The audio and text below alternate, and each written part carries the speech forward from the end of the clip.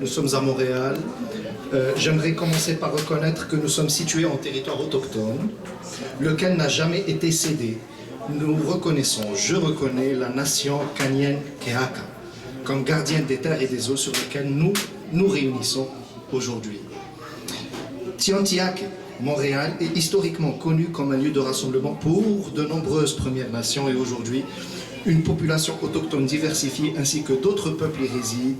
C'est dans le respect des liens avec le passé, le présent et l'avenir que nous reconnaissons, que je reconnais, les relations continues entre les peuples autochtones et autres personnes de la communauté montréalaise. Ceci étant dit, moi je m'appelle Karim, je suis docteur en littérature comparée de l'Université de Montréal.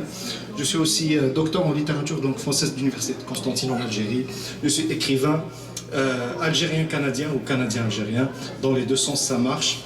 J'ai écrit un livre qui est intitulé El Ogra, ou bien en français ou en arabe El Hogara, n'est-ce pas, en algérien on va dire. Donc c'est un livre qui a été écrit pendant les événements du Hirak. C'est un livre qui parle aussi qui parle, on va dire, des inégalités qui font notre monde, n'est-ce pas, et donc ce qui nous donne de la motivation pour nous battre, pour les résoudre. Moi j'ai envie de... j'ai écrit un livre sur beaucoup de choses, mais ce que j'ai envie de passer aujourd'hui comme message, c'est je milite pour les langues. J'ai un doctorat en littérature, j'ai même 2 doctorats en littérature, francophone principalement.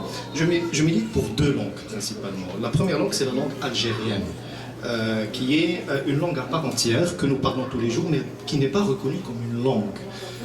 Donc c'est pour ça que je parle de Hogara. En d'autres termes, la langue algérienne n'a pas la place qu'elle devrait avoir. Une autre langue qui est malheureusement effacée, c'est le français algérien, dont on ne parle pas, peut-être qu'il n'existe pas, peut-être que je l'invente, mais en quelque sorte, il est là. Khatib Yassine a parlé d'un butin de guerre. La langue française est une langue algérienne. Et moi, à travers cette occasion qui m'est donnée aujourd'hui, je souhaiterais proposer la création officielle d'un observatoire du français algérien.